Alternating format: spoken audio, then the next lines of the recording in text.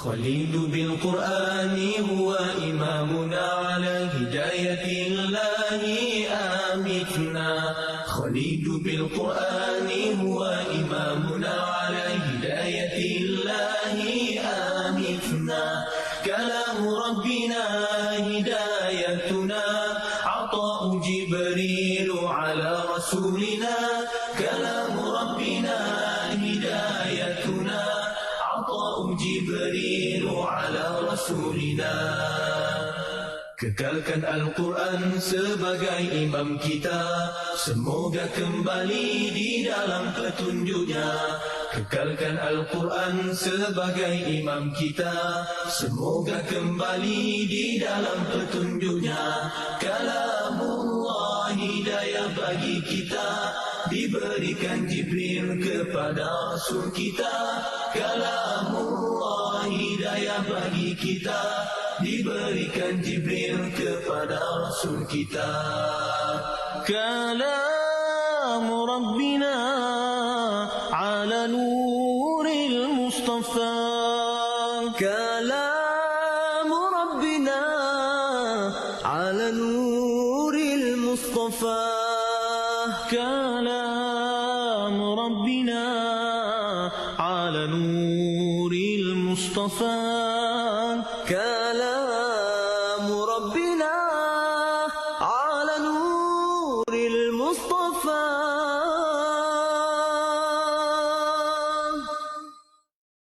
خليل بالقرآن هو إمامنا على هداية الله آمتنا. خليل بالقرآن هو إمامنا على هداية الله آمتنا. كلام ربنا هدايتنا، عطاء جبريل على رسولنا. كلام ربنا هدايتنا، عطاء جبريل على رسولنا. Kekalkan Al-Quran sebagai imam kita, semoga kembali di dalam petunjuknya. Kekalkan Al-Quran sebagai imam kita, semoga kembali di dalam petunjuknya.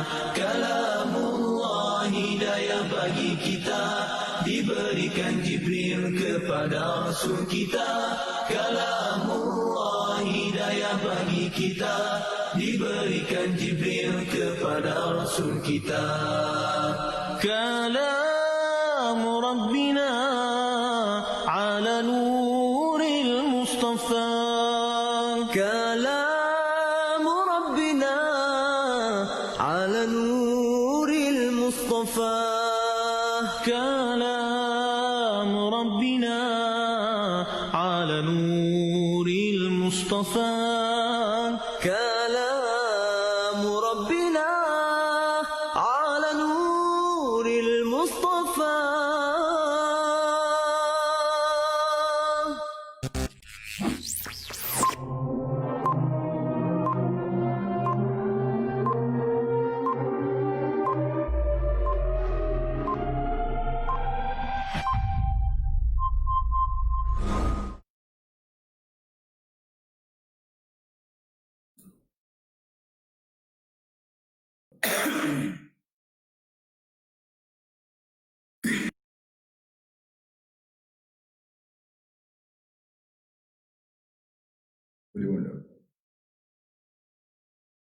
Bismillahirrahmanirrahim. Assalamualaikum warahmatullahi wabarakatuh. Alhamdulillah rabbil alamin, wa bihi nasta'in, wa la udwana illa 'alal zalimin. Rabbi shrah li sadri wa yassir li amri wahlul 'uqdatam min lisani yafqahu qawli. Subhanaka la ilma lana illa ma 'allamtana innaka antal alimul hakim. Wa la haula wa la quwwata illa billah. Pertama, pagi ini marilah kita sama-sama bersyukur kepada Allah Subhanahu wa taala.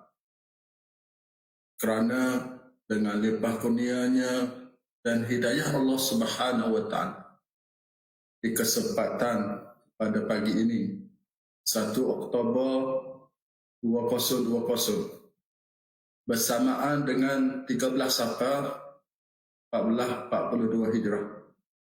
Alhamdulillah, kita dapat bersua kembali dalam program Sejam Bersama Al-Quran. InsyaAllah pada kali ini kita akan membaca, sama-sama kita merenung ayat suci Al-Quranul Karim daripada surah Al-Baqarah ayat 280 sehingga 284. Bersama-sama, marilah sama-sama kita membaca ayat suci Al-Quran pada pagi ini.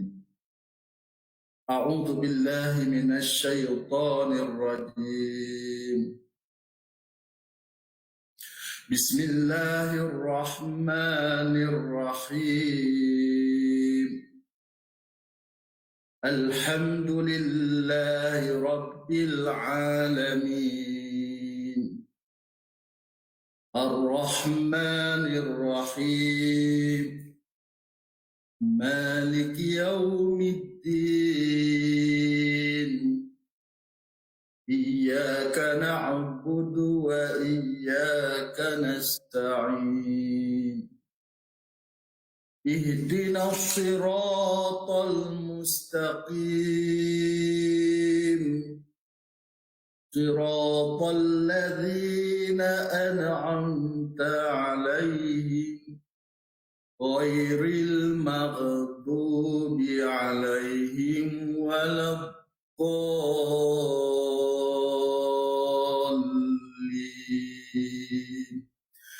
آمين. بسم الله الرحمن الرحيم. وإن كان ذو عسرة فنظرة إلى ميسرة وأن تصدقوا خير لكم إن كنتم تعلمون واتقوا يوما ترجعون فيه إلى الله ثم توفى كل نفس ما كسبت وهم لا يظلمون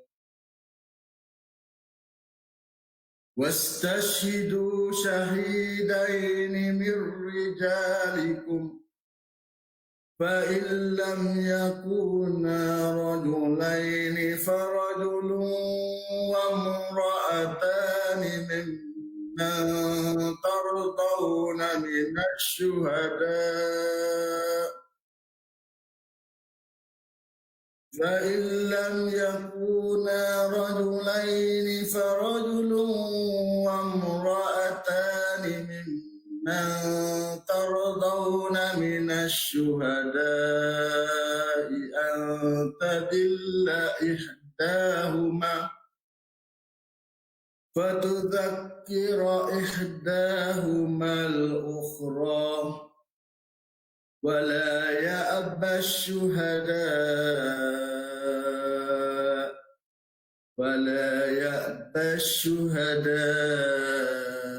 إذا ما دعوا ولا تسأموا أن تكتبوه صغيرا أو كبيرا إلى أجله ذلكم أقسط عند الله وأقوم للشهادة وأدنى ألا ترتابوا إلا أن تكون تجارة حاضرة تديرونها بينكم فليس عليكم جناح ألا تكتبوها وأشهدوا إذا تبايعتم ولا يضار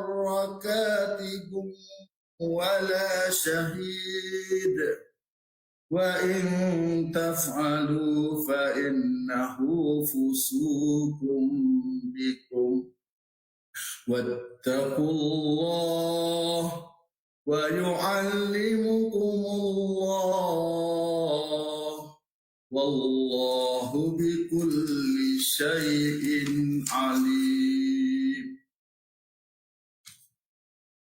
وإن كنتم على سفر ولم تجدوا كاتبا فرهان مقبوضة فإن آمن بعضكم بعضا فليؤدن الذي اؤتمن أمانته وليتق الله ربه ولا تكتموا الشهادة ومن يكتمها فإنه آثم قلبه والله بما تعملون عليم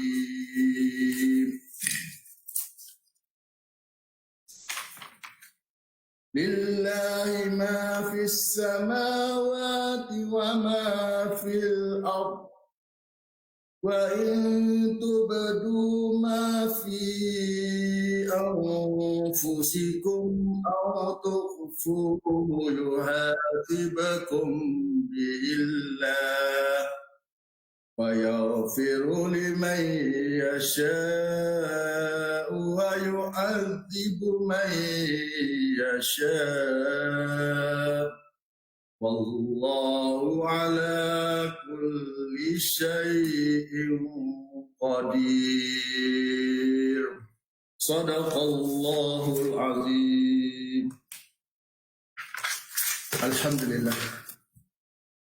Alhamdulillah Rabbil Alamin. Syukur kita kepada Allah Subhanahu Wa Taala. Kita baru selesai sama-sama membaca ayat suci Al-Quranul Karim daripada surah Al-Baqarah ayat 280 hingga 284. Alhamdulillah. Mudah-mudahan bacaan kita bersama-sama tadi diberi rahmat, diberi keberkatan di pagi yang mulia ini oleh Allah Subhanahu Wa Taala. Para penonton sidang pendengar yang budiman,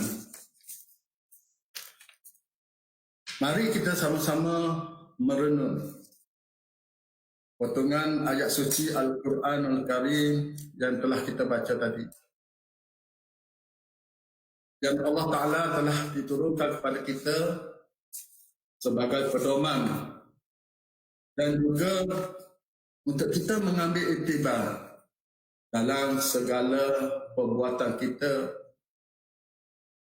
selaku Muslim, dan telah diutuskan oleh Allah Subhanahu Wa Taala untuk menjadi khalifah di muka bumi Allah Subhanahu Wa Taala. Ayat yang saya baca tadi ialah daripada surah Al-Baqarah, dan dalam surah Al-Baqarah ayat inilah merupakan ayat yang paling terpanjang. Kalau kita lihat ayat yang paling terpanjang yang telah dicerita kepada kita, diterangkan kepada kita ayat-ayat mengenai bab hutang piutang. Dan Allah Ta'ala menerangkan pula berkenaan dengan riba, larangan daripada Allah Subhanahu Wa Ta'ala antara infak dan riba. Suruhan dan larangan Allah Subhanahu Wa Ta'ala mengenai perniagaan, urusan pinjam meminjam sesama manusia.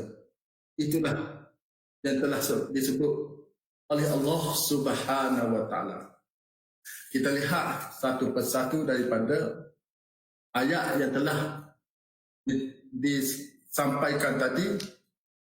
Bermula daripada ayat yang pertama yang saya baca, wa in kana tu usratin fa naziratun ila maisarah wa an tasaddaqu khairul lakum in kuntum ta'lamun. Dan jika orang yang berhutang itu sedang mengalami kesempitan hidup, maka berilah tempoh sehingga ia lapang hidupnya. Jadi kalau kita bagi berhutang pada kawan-kawan kita, jika kawan-kawan kita tidak dapat membayar hutang dalam suatu tempoh yang telah ditetapkan, maka berilah peluang dan kelapangan padanya agar bisa membayar hutang. Dan sebaliknya, bahawa kamu sedekahkan hutang itu kepadanya adalah lebih baik untuk kamu kalau kamu mengetahui pahalanya yang besar yang akan kamu dapati kelak. Dan jika di kalangan kamu itu tidak membayar hutang, kita tahu dengan kehidupan susahnya mereka itu untuk membayar hutang, diuji dengan pelbagai rintangan, maka adalah terlebih baik jika kita menyedekahkannya. Kerana janji Allah Subhanahu Wa Taala pahala yang amat besar dan ganjaran yang cukup besar di sisi Allah Subhanahu Wa Taala. Wattaqu yawman turja'una fihi ila Allah summa tuwaffa kullu nafsin ma kasabat wahum la yuzlamu. Dan peliharalah diri kamu, jagalah diri kamu dari terkena huru-hara hari kiamat yang padanya kamu akan dikembalikan pada Allah Subhanahu Wa Taala. Turja'una fihi ila Allah, kerana kita yakin suatu masa nanti bagi kita orang yang beriman, walau bagaimanapun keadaan, suatu masa nanti kita tetap akan jumpa Allah Subhanahu Wa Taala. Thumma tuwaffa kullu nafsin ma kasabat, dan kemudian akan disempurnakan balasan tiap-tiap seorang menurut apa yang telah diusahakannya. Wahum la yuzlamu, sedang mereka tidak dikurangkan sedikit pun balasannya di sisi Allah Subhanahu Wa Taala. Apatah lagi kita buat perkara kebaikan sebesar zarah sekalipun. Kalau kita renung ayat Al-Quranul Karim, faman ya'mal mithqala dzarratin khairan yarah, sesiapa yang melakukan kebaikan sebesar zarah sekalipun diperhitungkan oleh Allah Subhanahu Wa Taala. Faman ya'mal mithqala dzarratin syarran yarah, siapa yang melakukan amal kejahatan walaupun sebesar zarah sekalipun akan diperhitungkan oleh Allah Subhanahu Wa Taala. Maka di kesempatan dan ada umur yang Allah Taala bagi kepada kita, kita diberi peluang untuk berbakti pada Allah Subhanahu Wa Taala, maka ambillah kesempatan untuk kita berbuat baik, kita berbuat kebajikan. Apa salahnya jika kawan kita berhutang tak mampu membayar hutang, maka kita redakanlah mereka itu, kerana mereka mungkin ditimpa kesusahan. Mungkin mereka ada yang ambil kesempatan, ada yang betul-betul susah dah. Yang betul susah tu kita nilai-nilaikanlah. Wastashidu shahidaini min rijalikum fa in lam yakuna rajulaini farajulun wa imra'atani mimman tardawna minasy syuhada'i an tadilla ihdahuma وتذكر إحداهما الأخرى ولا يأبى الشهداء إذا ما دعوا ولا تسأموا أن تكتبوا صغيرا أو كبيرا إلى أجله ذلكم أقسط عند الله وأقوم للشهادة وأدنى ألا ترتابوا إلا أن تكون تجارة حاضرة تديرونها بينكم فليس عليكم جناح ألا تكتبوها وأشهدوا إذا تبايعتم ولا يضار كاتب ولا شهيد فإن تفعلوا فإنه فسوق بكم واتقوا الله ويعلمكم الله والله بكل شيء عليم. Wahai orang-orang yang beriman, apabila kamu menjalankan sesuatu urusan dengan hutang piutang yang diberi tempoh hingga ke suatu masa yang tertentu, maka hendaklah kamu menulis hutang dan masa bayarannya itu. Jika kita ingin berhutang, maka seelok-eloknya kita menulis. Disunatkan kita menulis hutang kerana ini adalah perkara yang disarankan oleh junjungan besar Nabi Muhammad sallallahu alaihi wasallam dan merupakan perkara yang sunnah dibahaskan oleh ulama, merupakan sunnah kita menulis dan menghadirkan saksi terhadap hutang yang kita tulis, hutang yang kita lakukan, supaya suatu masa nanti bila meninggalnya seorang hamba yang berhutang, maka tidak menjadi keberatan baginya dah dikenakan azab oleh Allah Subhanahu wa taala. Sekurang-kurangnya dengan apa yang dia tulis, maka saudara maranya mengetahui bahawanya dia berhutang. Kerana dalam Islam,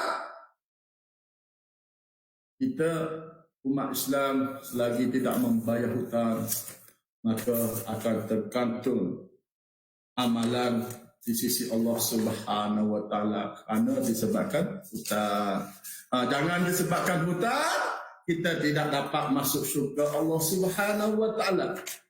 Idza tadayantum bidainin ila ajalin musamma faktubu.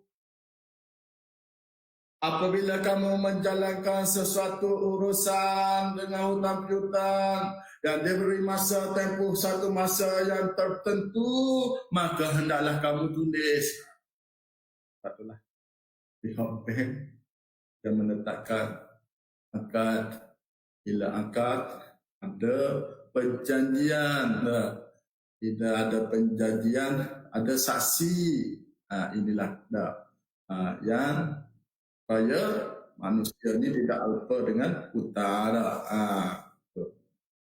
Bagaimana pula Ustaz kalau hutang dengan bank tiba-tiba mati, tak dapat bayar hutang tak ada masalah sebab dalam perjanjian tu dah lepas dah. Ada akad dah ada skim takaful yang mengikut persetujuan antara si hutang dengan orang yang memberi hutang dah. Tak ada masalah dah kerana dah ada perjanjian akad dan jelas di sisi syarak dah.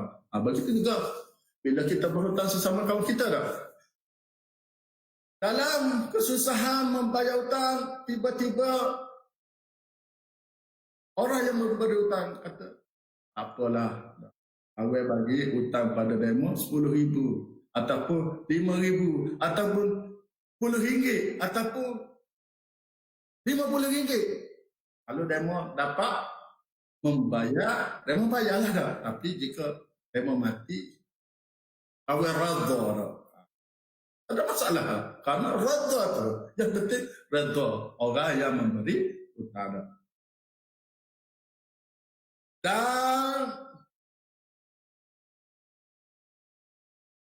Dan apa dia kata sini? Dan hendaklah seorang penulis di antara kamu menulisnya dengan adil dan benar. Menulis dengan benar. Tidak berlaku penyelewengan. Sebab itulah orang yang nak menulis ni kita ambil orang yang betul-betul amanah dah. Orang yang dipercayai dah, supaya tidak berlaku penyelewengan dah. Nama tiba-tiba kita berhutang 5,000, dikatakan kita ditulis itu 15,000 dah. Masya Allah. Karena orang itu melakukan penyelewengan dah. Itulah ada kena cari yang betul-betul adil dah. Dan janganlah seseorang penulis enggan menulis sebagaimana Allah Ta'ala telah mengajarkannya dah. Oleh itu hendaklah ia menulis, dan hendaklah orang-orang yang berhutang itu hendaklah merencanakan, memperincikan apa yang dia berhutang. Elok-eloknya kalau siapa-siapa yang berhutang, tulis dalam diari, tulis dalam kat whiteboard dah. Tulis kat whiteboard tak apa. Dalam bilik tidur tu tulis whiteboard. Supaya bila mati nanti waris-waris tahu dah. Ni Ustaz dia berhutang dengan saya 10,000 atau 15,000. Ni nama berhutang dengan Ustaz bin Yamin contohnya dah. Dia mati keluarga tahu. Allah, Ustaz dia punya meninggalkan hutang dah. Jadi keluarga pun dah tahu. Ustaz dia ni hutang dengan siapa? Orang yang bagi hutang tu dah. Mudah nak menyelesaikan hutang dah. Tulis kat kepala kaki dah. Mudah dah. Supaya tahu.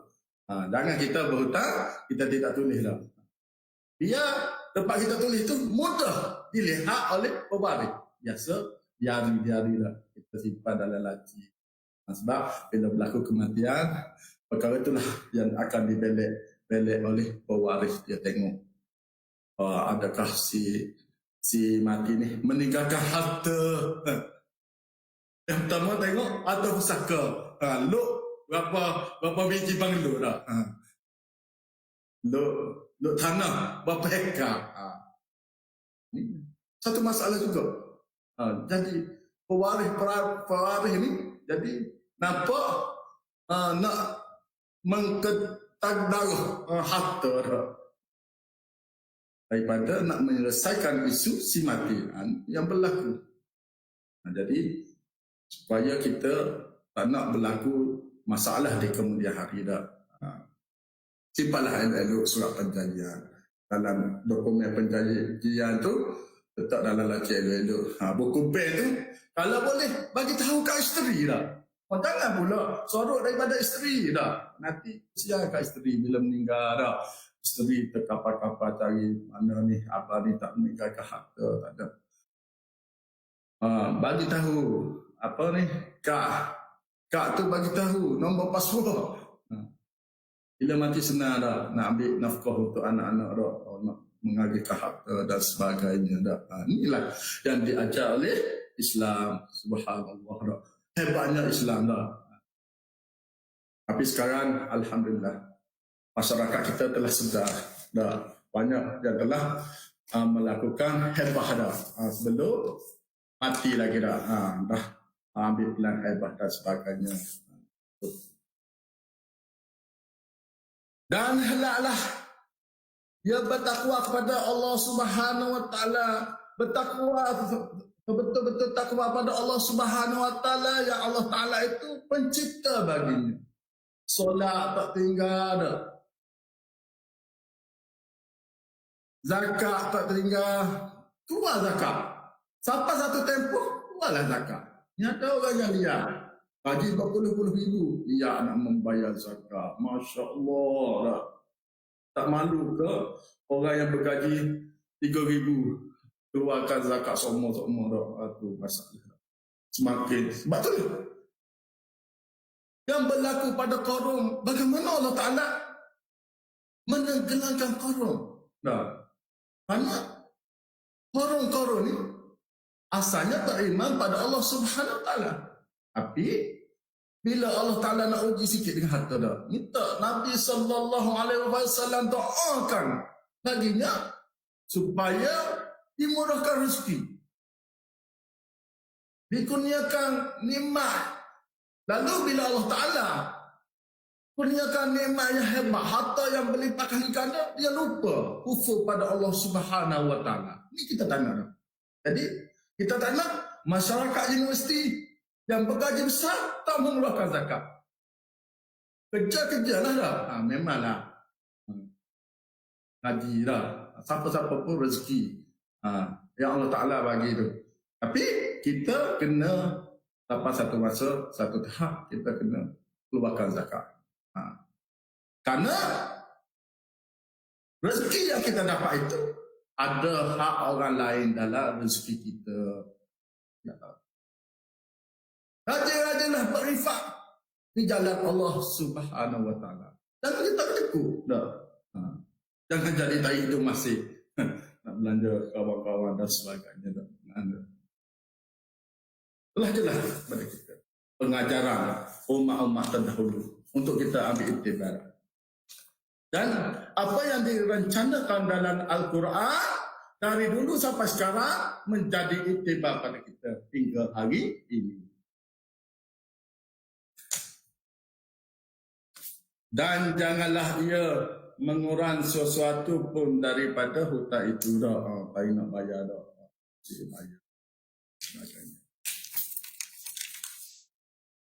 Kemudian jika seseorang yang berhutang itu bodoh atau lemah, atau dia sendiri tidak dapat hendak merencanakan atau menulis isi kandungan surat yang tersebut, maka hendaklah diwakilkan atau direncanakan oleh wali-walinya, wali yang adil, penjaganya yang adil. Jangan pula penjaga ni mengambil kesempatan.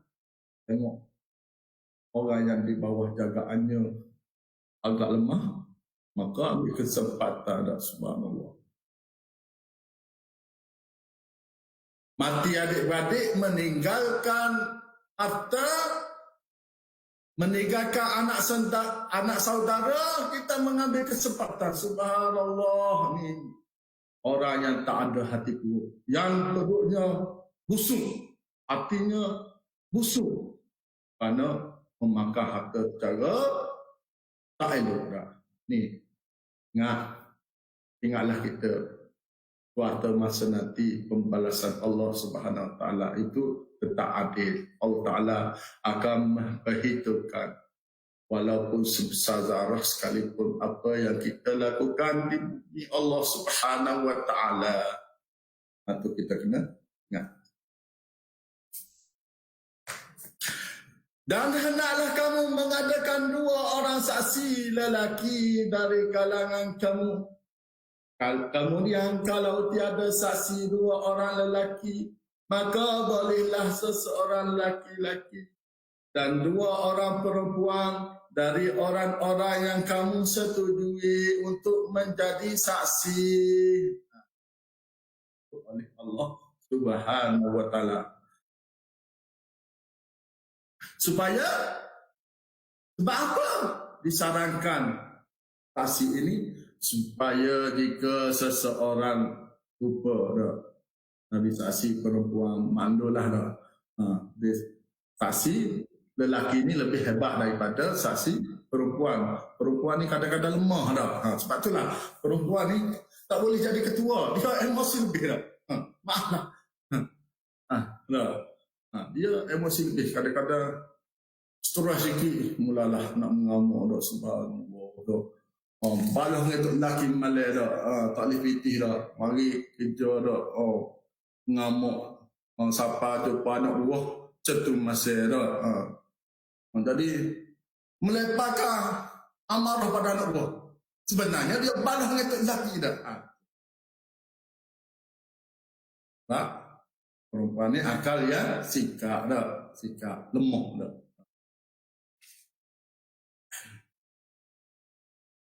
Dan janganlah saksi-saksi itu enggan apabila mereka dipanggil menjadi saksi dah. Usah tinggal ni oleh aku. orang kita takut untuk menjadi saksi kerana malah naik mahkamah. Tak kira lah saksi apa sekalipun dah, kerana mengambil masa dah. Seelok-eloknya dah menawarkan diri kita menjadi saksi dah. Mempermudahkan urusan orang, apa salah.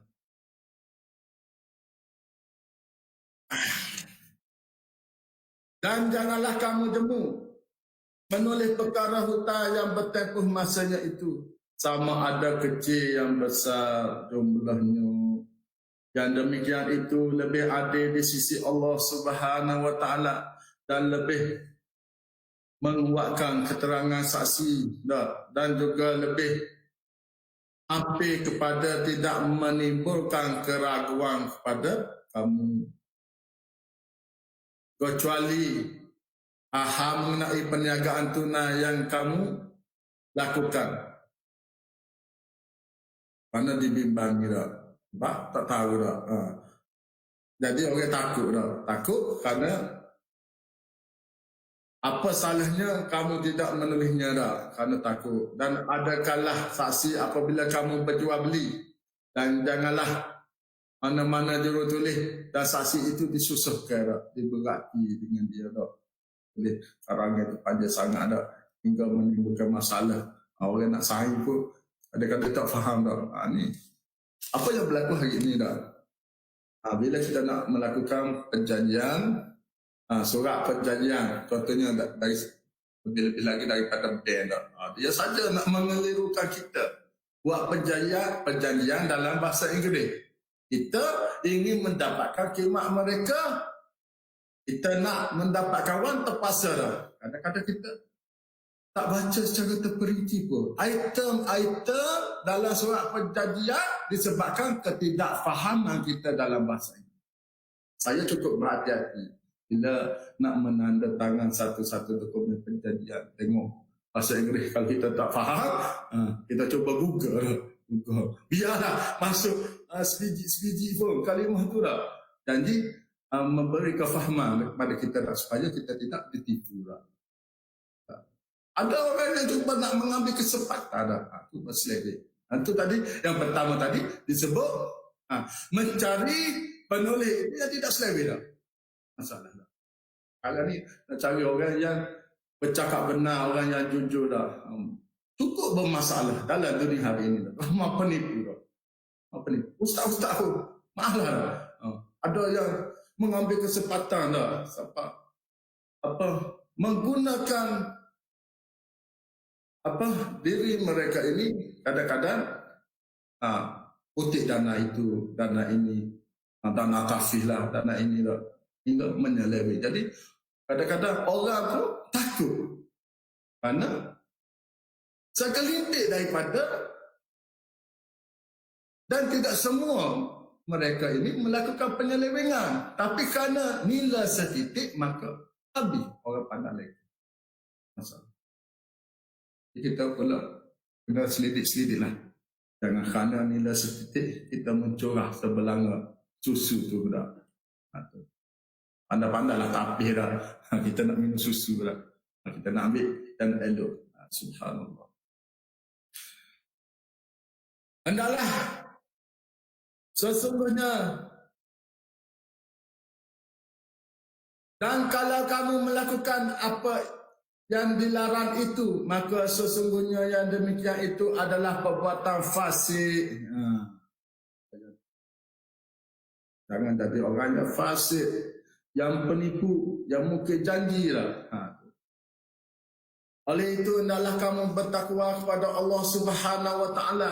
Nak buat apa-apa pun kerana Allah Subhanahu wa taala. Ingat tak? Bukan setakat dalam hutang piutang sahaja. Segala perbuatan kita dalam kehidupan seharian kita, perlakuan kita ini mata-mata kerana Allah Subhanahu wa taala.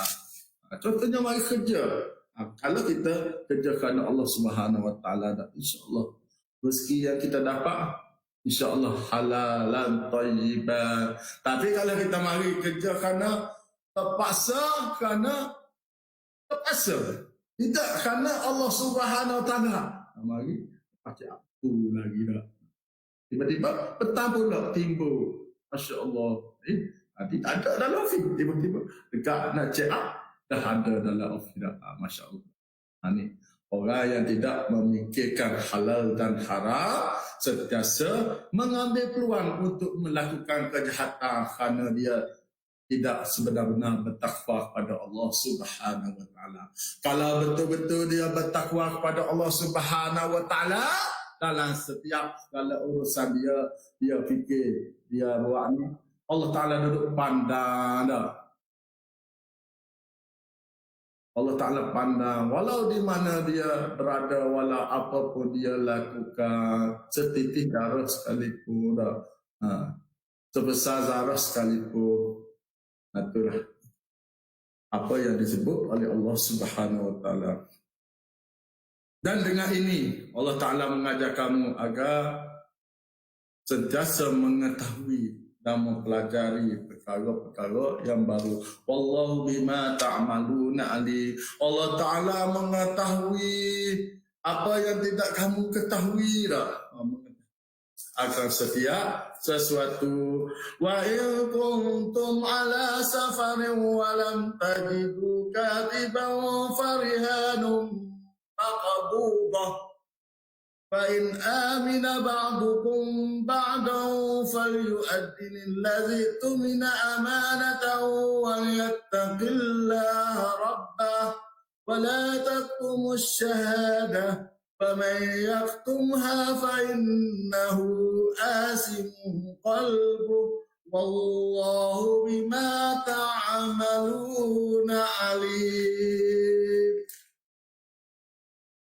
Dan jika kamu berada dalam musafir, dan dalam keadaan musafir kadang-kadang kita terdesak untuk berhutang kerana ada masalah-masalah tertentu, rosak tayar kereta ke, kereta rosak di tengah jalan ke, ataupun kita berhutang topak kerana topak habis, nak call saudara mara kita tak dapat dah, contohnya dah.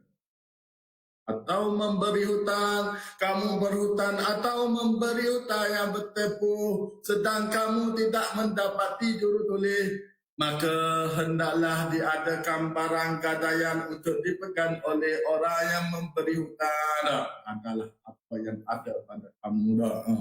Jangan gadai diri sudahlah dah. Kalau benda tu yang berharga, yang boleh mendatang manfaat kepada kamu, maka kamu gadaikanlah dah untuk tepuh-tepuh tertentu untuk dipegang oleh si pemberi hutang. Kemudian kalau yang memberi hutang percaya kepada yang berhutang dengan tidak payah bersurat, bersaksi dan barang gadaiannya, maka hendaklah orang yang berhutang yang dipercaya itu menyempurnakan bayaran. Jangan kita ambil kesempatan pula bila orang bagi hutang pada kita, orang mempercayai kita, orang bagi peluang pada kita, kita ambil kesempatan. Jangan. Bila orang dah percaya pada kita, maka kita buatlah dengan elok. Menyempurnalah amanah kita tu dah. Dan hendaklah dia bertakwa kepada Allah Subhanahu Wa Taala sebagai Tuhannya. Bertakwa tidak lain dan tidak bukan kerana Allah Subhanahu Wa Taala. Bagaimana kita mengucap dua kalimat syahadat? Asyhadu alla ilaha illallah. Aku saksi, aku bersaksi bahawa tiada Tuhan melainkan Allah. La ilaha illallah. Jadi kita percaya bahawasanya Allah Ta'ala itu Maha Esa. Allah Ta'ala itu mawjud. Wujud. Allah Ta'ala bersifat qadimun, mukhalafatul lil hawadis. Jangan pula kita menyembah berhala, jangan pula kita menyembah patung, percaya pada bomoh-bomoh, menyembah pemimpin dan sebagainya, pokok-pokok, menyembah matahari. Ingat, qul huwallahu ahad, katakanlah wahai Muhammad, sesungguhnya Allah itu Maha Esa, tidak diperanakan dan tidak beranak. Allah Ta'ala itu Maha Esa. Kita kena ingat. Kita selaku umat Islam wajib percaya. Wala tusyriku bihi syai'a.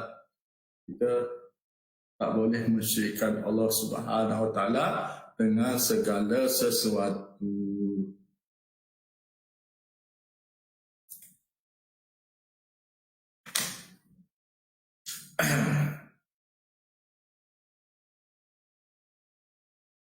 Dan janganlah kamu, wahai orang-orang yang menjadi saksi, menyembunyikannya. Jadi saksi bukan main lagi dapat sampai satu tahap.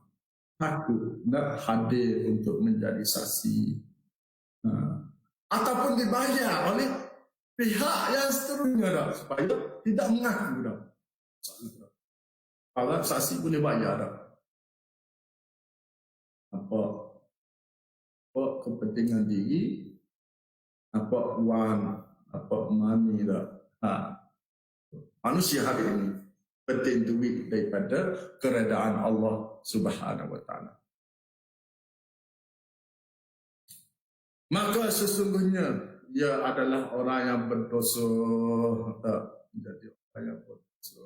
Yang rosak hatinya, atimun qalbu, kesal yang amat besar dalam hatinya, dia rosak dan berdosa yang buruk. Kita jauh dah, kita jauh. Dan ingatlah Allah Taala sentiasa melihat apa yang kamu lakukan. Wallahu bima ta'maluna alim. Dan ayat yang akhir, lillahi ma fis samawati wa ma fil ardh. Fa in tubdu ma fi anfusikum aw tukhfuhu hasibakum billah. فيغفر لمن يشاء ويعذب من يشاء والله على كل شيء قدير. Segala dan apa yang hilang itu adalah kepunyaan Allah Subhanahu wa taala. Lillahi ma fis samawati wa ma fil ardh. Ingatlah apa yang ada atas muka bumi, apa yang ada di atas langit itu adalah milik Allah Subhanahu wa taala.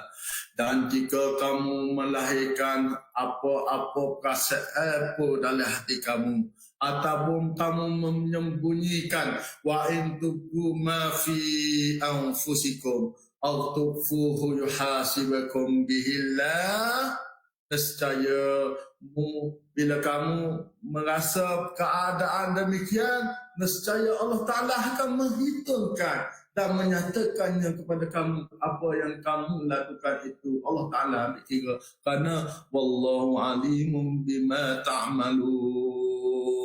Ayat yang sebelum tadi yang saya baca, Allah Ta'ala tahu segala-galanya apa yang kamu lakukan.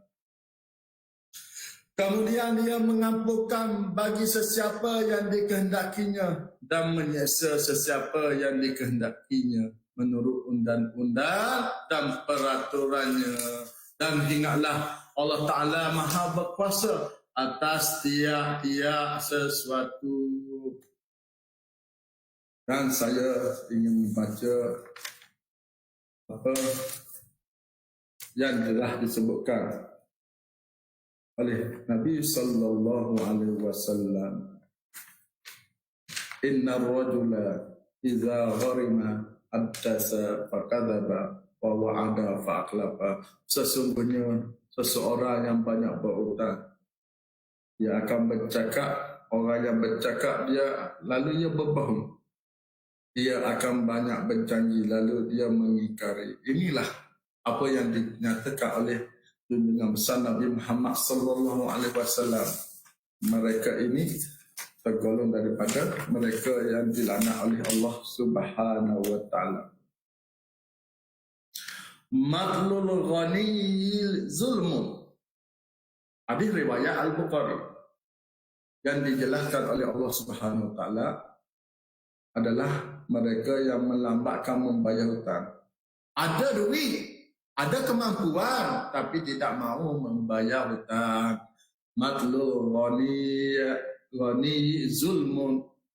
maksudnya melambatkan bayar hutang bagi orang kaya yang berkemampuan merupakan satu kezaliman. Ambil pinjaman PTPTN, mampu untuk bayar, tapi tak nak bayar. Ini menjadi satu kesalahan. Bukan setakat dari segi sudut undang-undang. Dari segi Islam pun tak boleh lah. Tak bayar hutang dah. Boleh. Betul sir. Kerana kita peluang orang lain nak melakukan pinjaman pula jadi masalah bila dana tak mencukupi. Kita gaji besar tak nak bayar hutang dah. Alah, tak hutang nak hutang. Tapi tak bayar tu malah dah. Saya rasa cukuplah. Setakat tu perkongsian saya pada kali ini. InsyaAllah. Kerana masa tak mengizinkan kita. InsyaAllah. Saya bagi formula cara yang sedikit agar dapat membantu yang diajar oleh Islam, cara bagaimana nak melaksakan hutang dah. Terlalu banyak sebenarnya cara untuk melaksakan hutang dah. Antaranya niat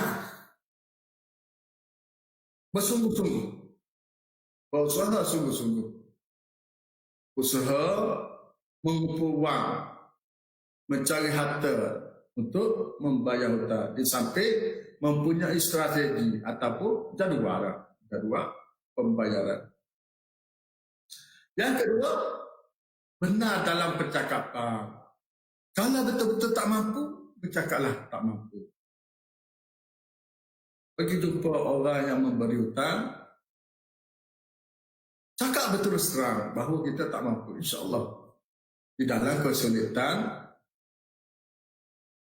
orang yang memberi hutang ini akan terbuka hati untuk menolong kita. Supaya masa dari tempoh yang agak sikap akan dilanjutkan pada kita. Contohnya, apa yang kerajaan buat hari ini dah, bila berlaku suasana ekonomi disebabkan COVID-19 dah contohnya. Kerajaan mewajibkan bank-bank menangguhkan. Kerana tahu kesulitan yang dihadapi oleh peminjam. Takkanlah manusia ni semua pentingkan diri sendiri dah. Boleh dibawa bincang dah. InsyaAllah yang kita menghadap orang yang memberi hutang itu, kita cuba bincang untuk memberi ruang ataupun melakukan penjadualan semula dah, untuk pembayaran hutang yang kita janji. Contohnya kita janji RM10, tak mampu dah, RM10 seminggu dah.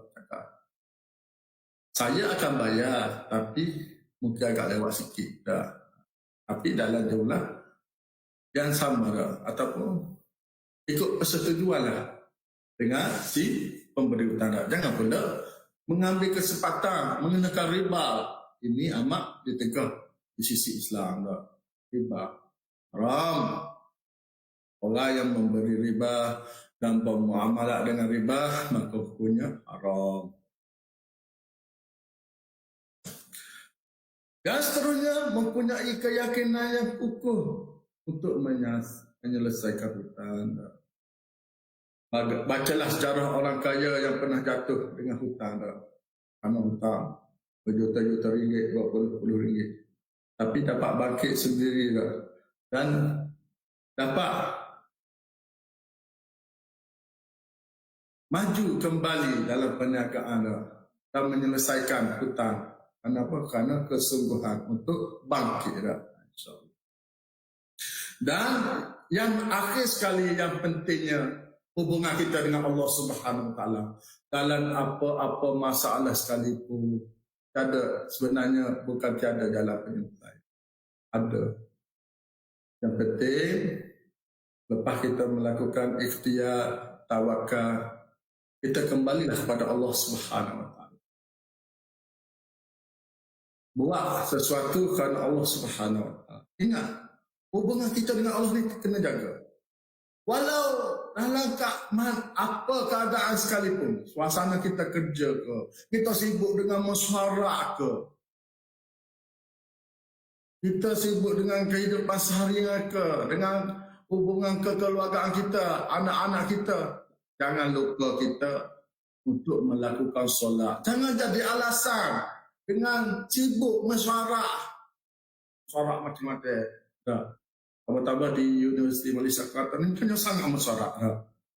Tapi mesyuarat juga. Solat jangan tinggal dah. Solat jangan tinggal. Hubungan kita pada Allah Subhanahu Wa Taala. Hablum minallah wa hablum minan nas. Hubungan dengan Allah Taala kena jaga, hubungan dengan manusia pun kena jaga. Minallah wa hablum minan nas. Dan seelok-eloknya bangunlah solat sunat, qiyamul puasa, solat duha dan sebagainya. Kalau kita pada kesepitan, kalau kita kesusahan, sentiasalah melakukan sedekah, banyakkan sedekah. Karena apa yang dinyatakan oleh guru saya, bila kita dalam keadaan kesepitan, kita dalam kesusahan, rajin-rajinlah kita bersedekah. Bila kita dalam keadaan sakit, rajin-rajinlah kita bersedekah. Supaya dengan kehebatan sedekah itu, Allah Ta'ala akan memberi keberkatan pada kita, mempermudahkan segala urusan kita dan meringankan kesakitan yang kita hadapi, insya-Allah. Ada orang, bila dia sakit, dia selalu bersedekah. Dia selalu bertakarub pada Allah Subhanahu Wa Taala. Jangan kita, bila memerlukan sahaja kita mendekatkan diri pada Allah Subhanahu Wa Taala. Kalau kita baca surah Asy-Syu'ara. Innal insana khuliqa alu'ah. Baca ayat tu. Ayat 19. Tapak 32. Surah Asy-Syu'ara. Allah Ta'ala cerita bagaimana manusia bila dia diberi kesenangan, dia lupa Allah Subhanahu Wa Taala. Tapi bila dia diuji oleh Allah Subhanahu Wa Taala, dia baru ingat pada Allah Subhanahu Wa Taala. Jangan kita saat kita sakit, saat kita diuji, saat kita dibuang kerja, saat kita tersesa dengan segala bencana, baru kita nak mengingati Allah Subhanahu Wa Taala. Pada waktu itu mungkin telah terlewat bagi kita. Sentiasalah menjaga hubungan kita dengan Allah Subhanahu Wa Taala. Hablum minallah wa hablum minan nas. Saya rasa cukuplah perkongsian saya pada kali ini. InsyaAllah ada masa dan ada ruang ketika insya-Allah kita bertemu lagi pada sesi-sesi akan datang. Yang tersalah itu saya mohon maaf. Aqulu qawli hadza wa astaghfirullahal azim li wa lakum. Assalamualaikum warahmatullahi wabarakatuh.